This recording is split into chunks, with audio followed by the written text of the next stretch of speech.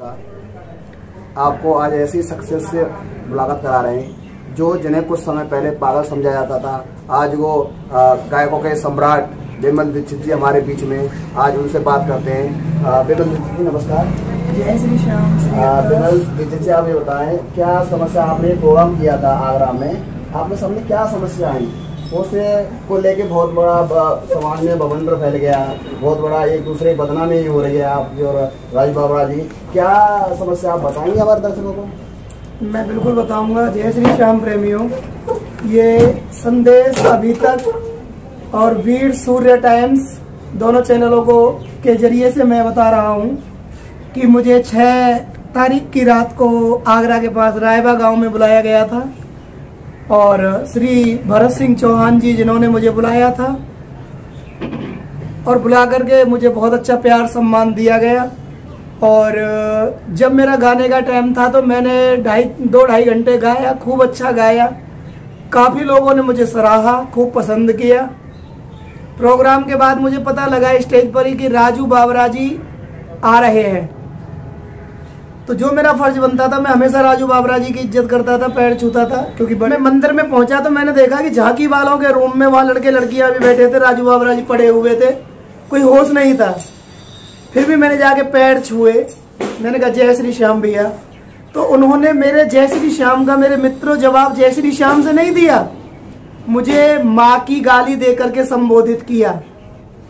माँ की गाली दी मुझे, मैंने फिर भी उसको अवॉइड किया। मैंने कहा नशे में यार, इस आदमी को अपना ही होश नहीं है। फिर मुझसे राजू बावरा जी कहते हैं कि चौबे लल्ला, कितने पैसा है तेरे? 1,11,000 रुपए अभी जुए में हार के आया हूं मैं, बता कितने पैसे तेरे अकाउंट में पहुंचा दूंगा, तू जा अपने घर। तब मैंने मेरे मित्रों कहा कि त्योहार का टाइम है, अपने घर से इतनी दूर आया हूं, क्या राजू बावरा जी आपसे मेरी कोई बात हुई थी? क्या आपने डील किया था? आप क्यों मुझे गाली गलौज दे रहे हो?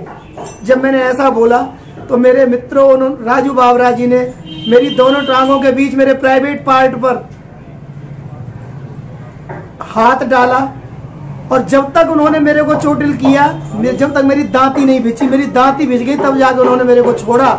ये उनका अपना क्षेत्र था। मेरे श्याम प्रेमियों, एक श्याम बाबा के भजन गाने वाला इस तरीके का व्यवहार अपने घर पर, हमारे श्याम परिवार में तो ये सिखाया जाता है मेरे मित्रों कि हम दुश्मन को भी आओ बैठना देते हैं, आदर सत्कार देते हैं। पर ये कौन सा सत्कार दिया मुझे राजू बावरा ने? दोस्तों, बिमल दीक्षित पागल जी ने राजू बावरा पे जो आरोप लगाए, ये सही है गलती है, वीर सूर्य टाइम्स और अभी तक इसका कोई निर्णायक नहीं है। अगर राजू बावरा ने इस तरह से जो आस्था के आड़ में जो निकम्मा काम किया है, ये बहुत ही दंडनायक है। और मैं राजू बावरा जी को कहूँगा एक बार खाटू में आए, हम दोनों की डिबेट कराना चाहते हैं और समाज को लगे कि कौन गलत है कौन सही है। और ये बावरा करता है, जैसा मैंने सुना है, मैंने 1-2 बार इसकी बात भी सुनी है, रिकॉर्डिंग सुनी है, हमेशा उसकी आवाज़ लड़खड़ाती हुई ही बात हुई है मेरी जो है बावरा से। तो वो तो खुद दारू के नशे में चूर है। एक्सीडेंट के बाद भी आज अगर तुम लोगों के बीच बाबा ने मुझे बिठाल रखा है तो वो इसलिए क्योंकि श्याम प्रेमियों, आपका कर्ज अभी इस पागल पर बाकी है। मेरे प्रेमियों, खाटू में आप मिलते रहो क्योंकि वहां पर एक बहुत ही अलौकिक झांकी है। जय श्री श्याम प्रेमियों, खान का बेटा हूँ। मेरी 7 पीढ़ियों में कभी किसी ने गायकी को दूर दूर तक नहीं देखा था। डिस्ट्रिक्ट अलीगढ़ के पास, चप्पल के पास लालपुर गांव है मेरा, यूपी में जमुना के किनारे एक छोटा सा गांव जहां से मैं आया हूं। उस गांव से निकल करके श्याम बाबा के चरणों तक इतनी दूर चल करके मैं इस पदवी पर बिठाया है आप श्याम प्रेमियों ने, तो इसका मुझे ध्यान रखना चाहिए। मुझको ही नहीं, हर श्याम प्रेमी को ध्यान रखना चाहिए। श्याम प्रेमियों का एक एक पैसा बड़ी सच्चाई का और बड़ी मेहनत का है। इसको शराब, शबाब, अय्यासी इस सब में लुटाने के लिए ये पैसा नहीं है प्रेमियों। हमको मुंह मांगा जो पैसा दिया जाता है आप लोगों के द्वारा, हमें उसका आदर करना चाहिए, उसका सत्कार करना चाहिए। लेकिन राजू बावरा अभी कहता है राजू बावरा कि मैं मानहानि का मुकदमा करूंगा, चोरी और सीना जोरी। राजू बावरा मुकदमा तो तू बाद में करेगा, पहले आकर के तू खाटू धाम में इस पागल का सामना ही कर ले।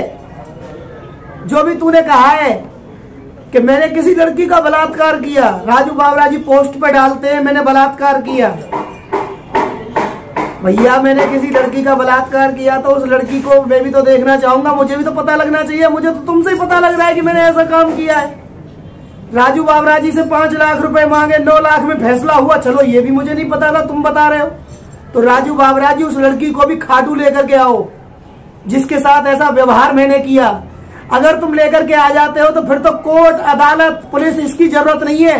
अपने इस मस्तिष्क में गोली मारने के लिए मैं खुद बैठा हूं, खुद अपनी जीवन लीला समाप्त कर दूंगा। गाना बजाना तो बहुत दूर की बात, लेकिन राजू बावरा 2 घूंट पी करके, झूठ बोल करके किसी को आप नीचा नहीं दिखा सकते।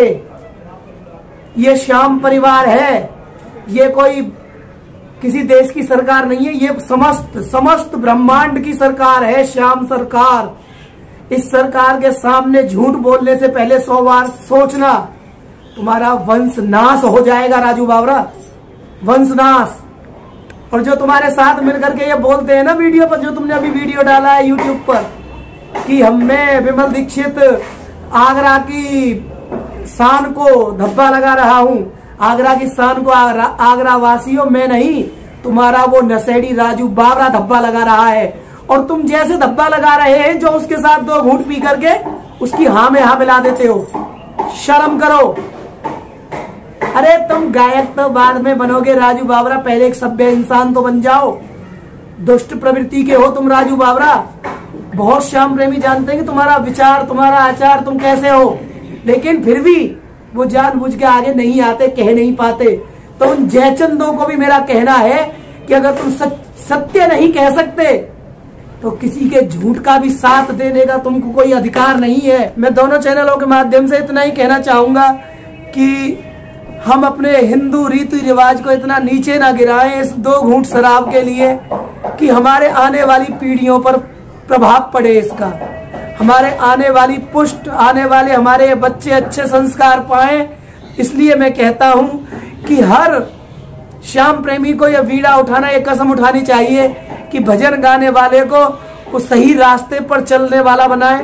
वो भजन गाने वाला सही रास्ते पे चलता हो, अच्छा प्राणी हो, तो ही उसको मान सम्मान दिया जाए, अन्यथा बेकार की ये पैसा दे करके बर्बाद ना किया जाए। इससे बढ़िया है किसी भूखे को खाना खिला देना दोस्तों, किसी ऐसे नालायक कलाकार को बुला करके उसे पैसे देने की बजाय किसी निर्वस्त्र को कपड़े पहना देना, किसी भूखे को खाना खिला देना। यही विमल दीक्षित पागल का कहना है।